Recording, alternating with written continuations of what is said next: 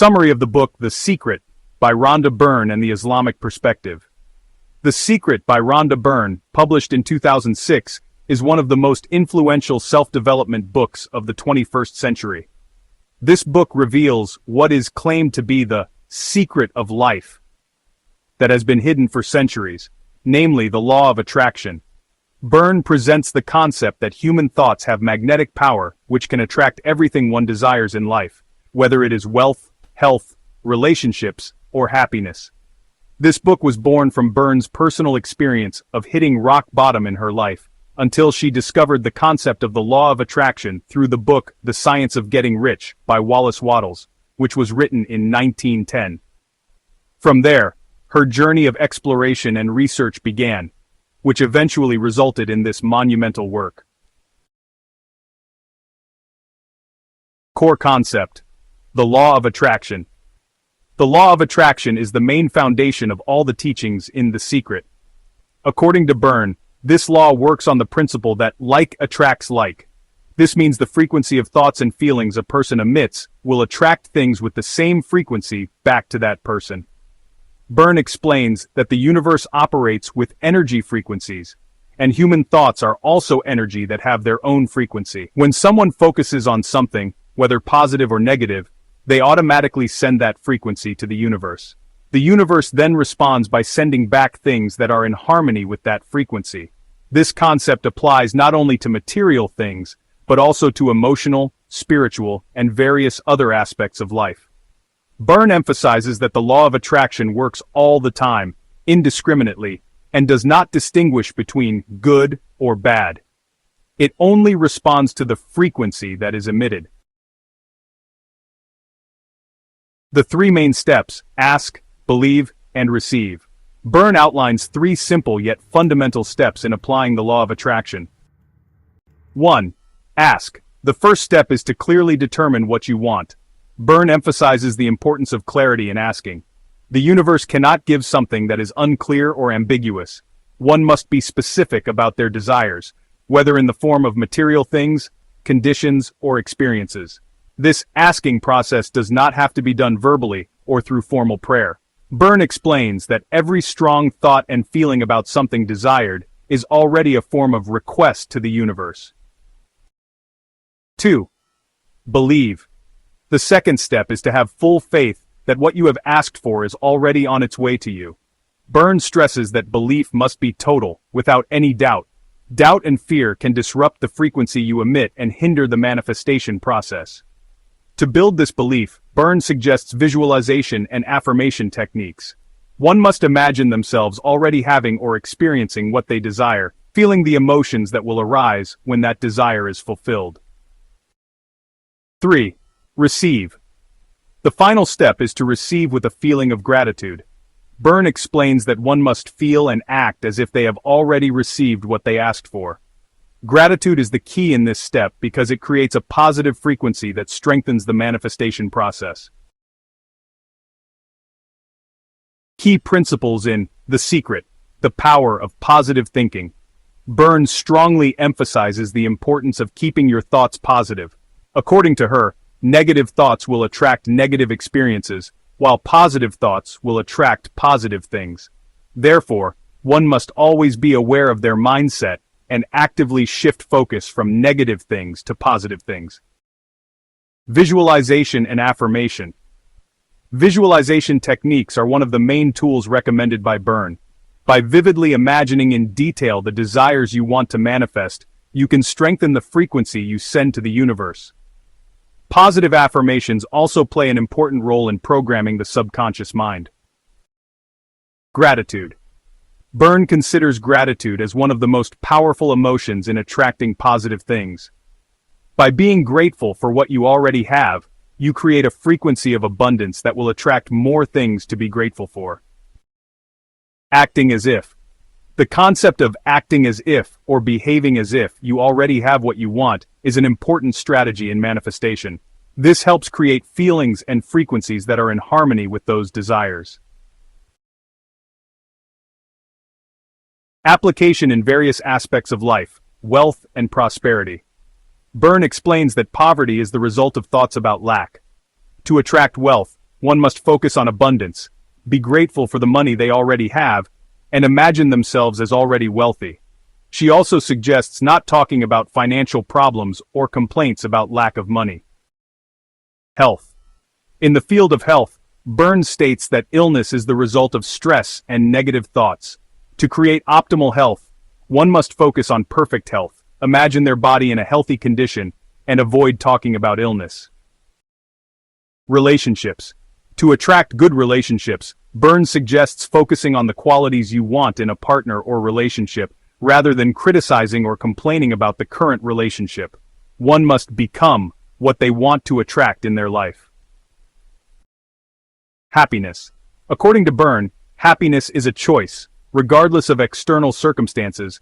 By choosing to feel happy, you will attract more reasons to be happy.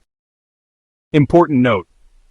Although the concepts in The Secret have attracted much attention, it is important to understand that this approach has its limitations. The complexity of life and the many factors beyond human control need to be considered in understanding the concept of the law of attraction.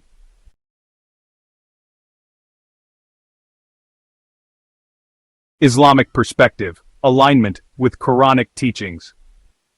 When we examine the concepts in The Secret from an Islamic perspective, we find several interesting similarities with the teachings of the Quran and Hadith, although there are still fundamental differences in approach and spiritual framework. The concept of presumption about Allah. One very relevant Hadith Qudsi to this theme is, "I am as my servant thinks of me," reported by Bukhari and Muslim. This hadith indicates that Allah, the Most Glorified, responds according to the expectations and good assumptions held by his servant. If a servant thinks well of Allah, then Allah will treat them with goodness. This concept is similar to the law of attraction in terms of the power of belief and positive expectations. However, the fundamental difference is that in Islam, everything depends on the will and decree of Allah, the Most Glorified, not merely on the power of human thought. Prayer and reliance on Allah. Islam teaches the importance of prayer, dua, as a form of communication with Allah, the Most Glorified. The Quran mentions in Surah Ghafir, verse 60, "And your Lord says, 'Call upon me, I will respond to you.'" The concept of asking in the secret is similar to prayer in Islam, but in Islam, requests are directed to Allah, the Almighty Creator. Besides prayer, Islam also teaches reliance, tawakkul, on Allah after making an effort. This aligns with the concept of believe in the secret, but with the understanding that the final outcome is entirely in Allah's hands. Gratitude in Islam. The concept of gratitude in Islam is very strong and shares similarities with the emphasis on gratitude in The Secret. The Quran mentions in Surah Ibrahim verse 7, "And, remember, when your Lord proclaimed, 'If you are grateful, I will surely increase your favor.'" This verse shows that gratitude has a positive impact on life, which aligns with the concept in The Secret that gratitude can attract more positive things. Fundamental difference. The universe versus Allah, the Most Glorified. The most fundamental difference between the concepts in The Secret and Islamic teachings lies into whom hope and requests are directed. 1. The object of requests and hopes. In The Secret, Byrne teaches that requests are made to the universe as an entity that can respond to human thoughts and feelings. The universe is described as a force that automatically gives what is asked for, based on the energy frequency emitted. In contrast, in Islam, all requests and hopes must be directed to Allah, the Most Glorified, as the Almighty Creator.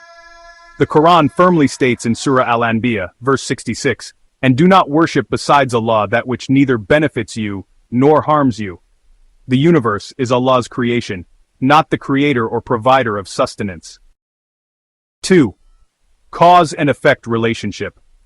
The Secret teaches that there is a mechanical relationship between positive thinking and positive results through the law of attraction. This concept implies that the universe must give what is asked if the right formula is applied. Islam teaches that although there is a relationship between effort and result, everything still depends on the will of Allah, the Most Glorified. Allah says in Surah A'rad verse 41, "And Allah is the decider, none can repel his decision." Prayers offered to Allah may be granted, delayed, or replaced with something better, according to His wisdom. 3. Sovereignty and power. In the secret framework, humans seem to have full control over their lives through the power of their minds. The universe is depicted as a servant that must fulfill human requests. Islam teaches that only Allah, the Most Glorified, has absolute sovereignty. Humans are weak servants who depend on Him. Allah says in Surah Al-Ahzab verse 36, "It is not for a believing man or woman, when Allah and His Messenger have decided a matter, to have any other choice about their affair." The secret personifies the universe as an entity with consciousness and the ability to respond. The universe is described as having qualities like hearing, responding, and giving.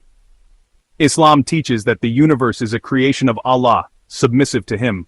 Allah says in Surah Ar-Ra'd verse 15, "And to Allah prostrates whatever is in the heavens and whatever is on the earth, willingly or unwillingly." The universe does not have independent power to grant human requests. Concepts that can be adapted in Islam. Despite these fundamental differences, some concepts in the secret can be adapted with the correct Islamic understanding. Good assumptions about Allah. Replace the concept of asking the universe with praying to Allah, the Most Glorified, while maintaining good assumptions, husn al-zan, about Him. Optimism in effort.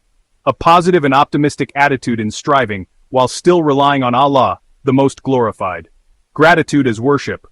Developing gratitude not as a manifestation technique, but as a form of worship to Allah, the Most Glorified. Conclusion. The Secret by Rhonda Byrne has inspired millions of people around the world to think more positively and take control of their lives.